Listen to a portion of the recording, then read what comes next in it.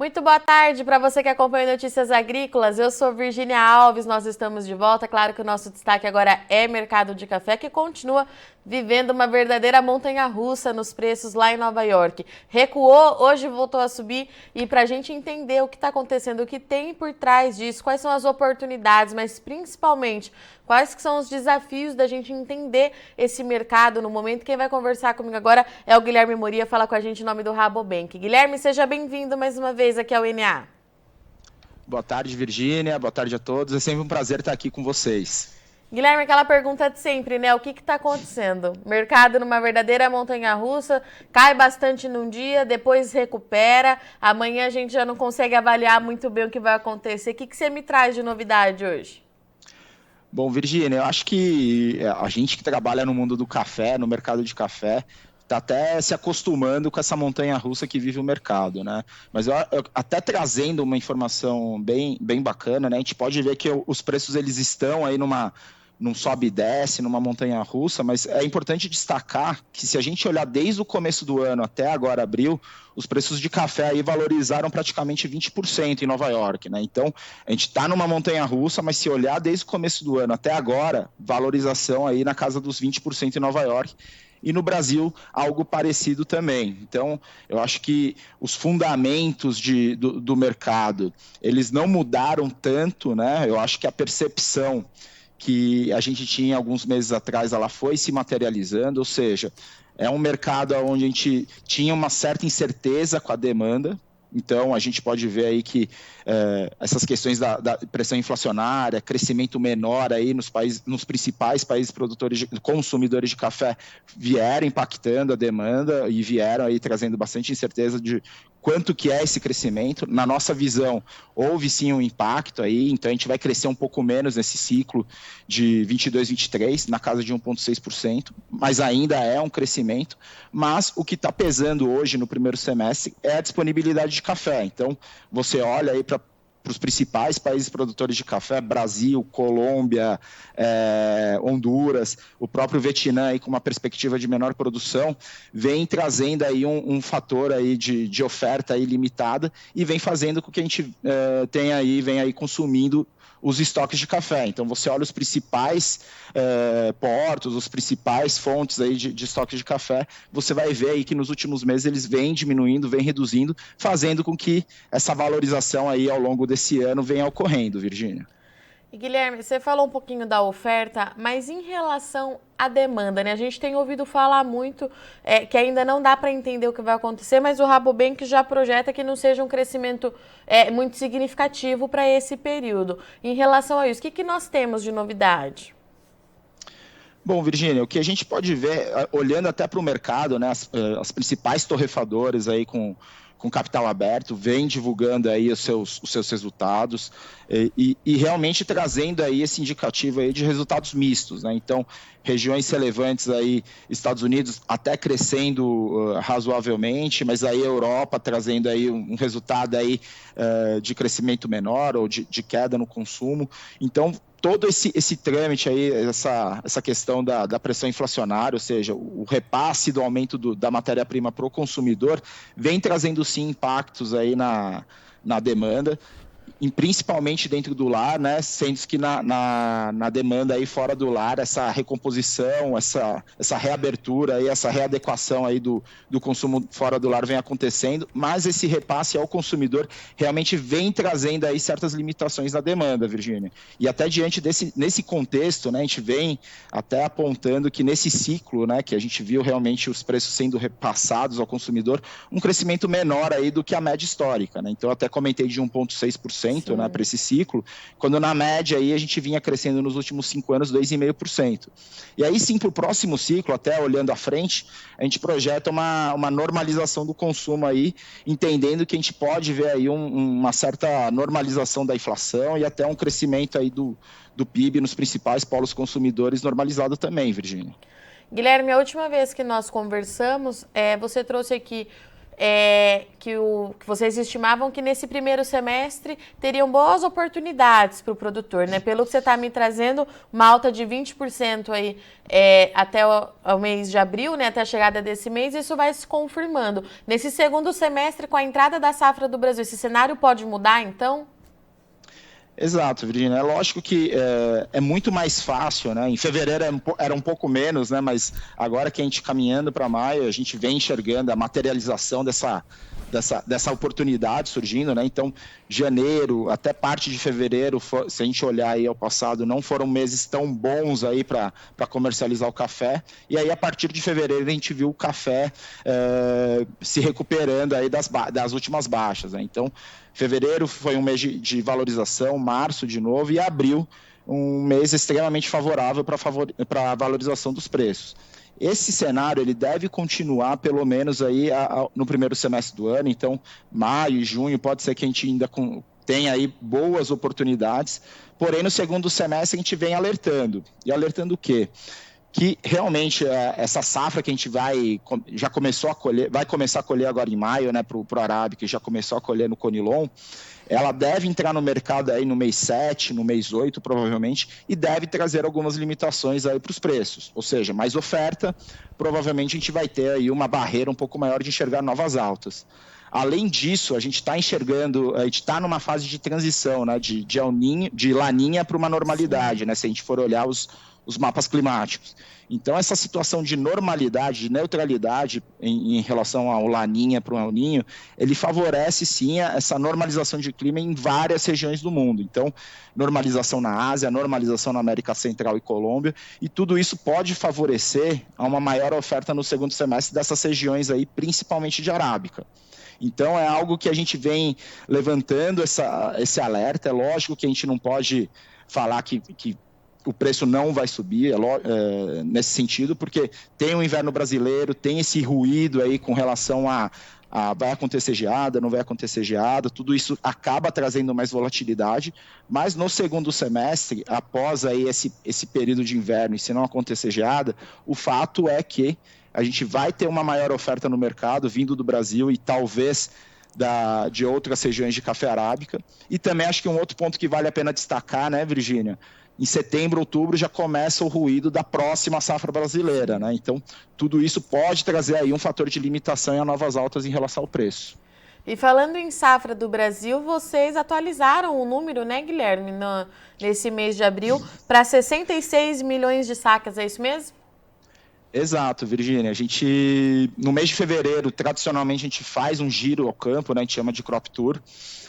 É um momento que a gente visita as principais regiões produtoras, a gente tem pontos georreferenciados nos principais polos produtores de café arábica e Conilon, e após essa visita técnica a gente sentiu a necessidade de fazer uma revisão nos números, né? Então a gente reduziu a nossa estimativa de safra para o café arábica. Então anteriormente a gente estava trabalhando com um número de 44 milhões e agora, após essa revisão, estamos com 42,7, e para o Conilon a gente fez um pequeno ajuste aí de 23,1 para 23,3, né? Então totalizando aí a 66 milhões de sacas.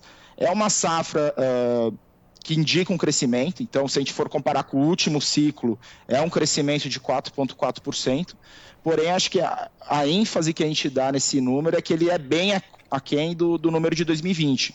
Porque se a gente for relembrar, recapitular, em setembro do ano passado, agosto do ano passado, estava todo mundo acreditando numa super safra. Uhum. Ou seja, um número aí, um volume de produção acima de 70 milhões, inclusive, né? Então, é um número bem abaixo do que a gente estava imaginando meses atrás.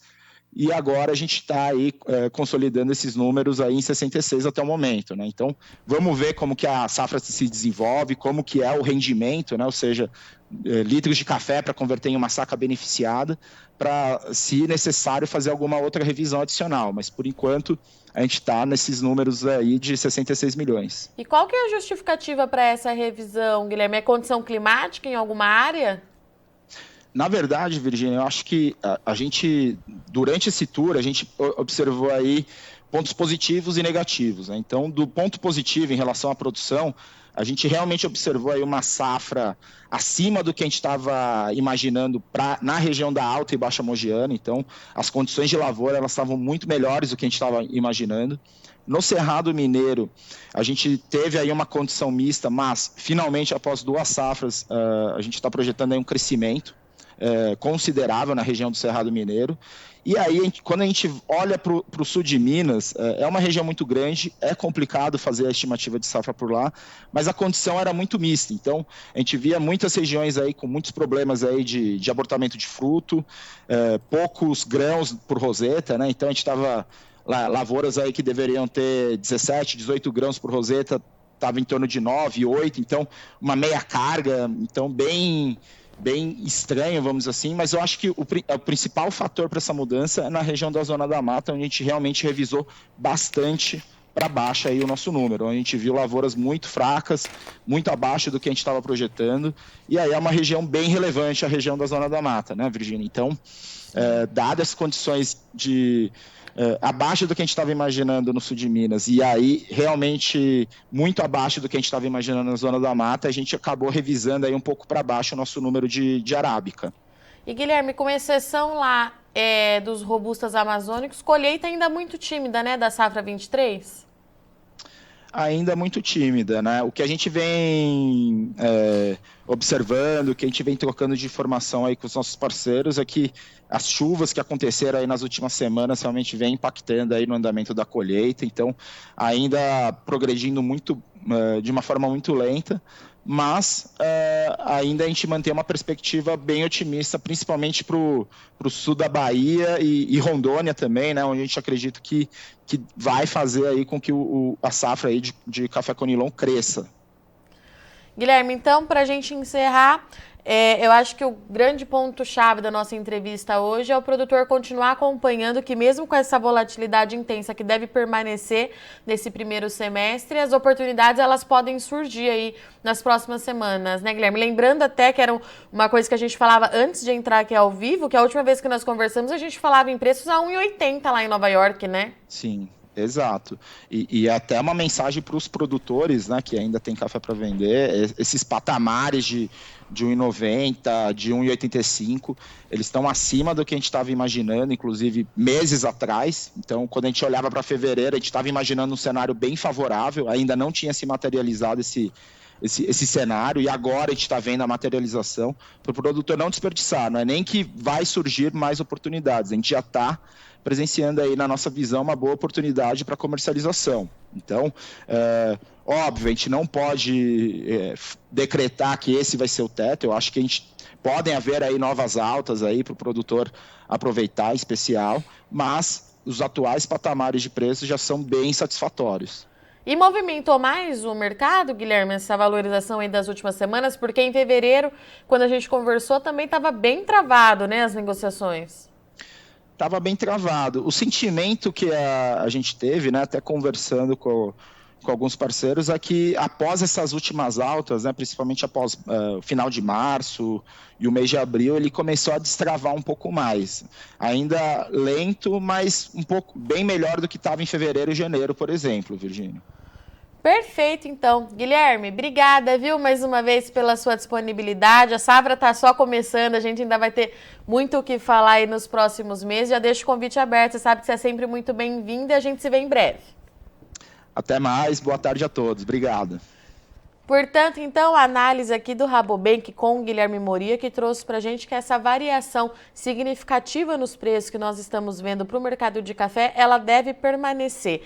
A gente tem aí um momento de estresse no mercado de baixa oferta, o Brasil exportando menos, Colômbia exportando menos, Vietnã para o Conilon também divulgou baixa na exportação. Tudo isso traz um estresse que acaba dando suporte a esses preços e o mercado operando em alta nessa quarta-feira, dia 26 de abril de 2023. A volatilidade ela permanece porque a demanda também traz incerteza para esse mercado. Não é que o consumo de café está caindo mundo afora, de acordo com o Guilherme, não é isso, mas a projeção para o consumo nesse ciclo 22-23 é que ele cresça abaixo da média histórica. A gente está falando de um crescimento, então, de acordo com os dados do Rabobank, de 1,6% nesse ciclo, quando normalmente a gente fala de um crescimento ali de até 2,5%. Então, é uma quedinha, é uma queda nesse consumo, mas nada que traga algum alarde, mas a gente pode ter isso como um fator para manter a volatilidade. O Guilherme trouxe que, pelo menos nesse primeiro semestre, o mercado de café vai continuar trazendo boas oportunidades para o produtor. Quando nós conversamos com o Guilherme lá em fevereiro,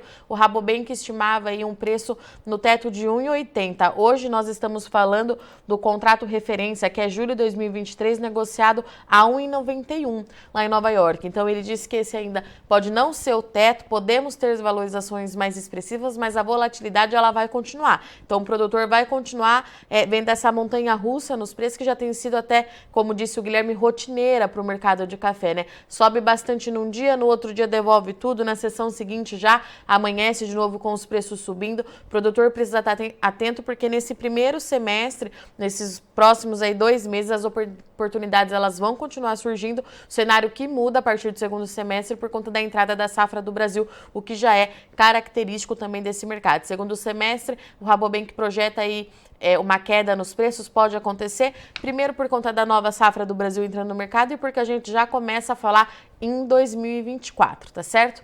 Bom, eu agradeço muito sua audiência e companhia, esses são os destaques de hoje para o mercado do café, mas não sai daí que já já a gente está de volta, é rapidinho.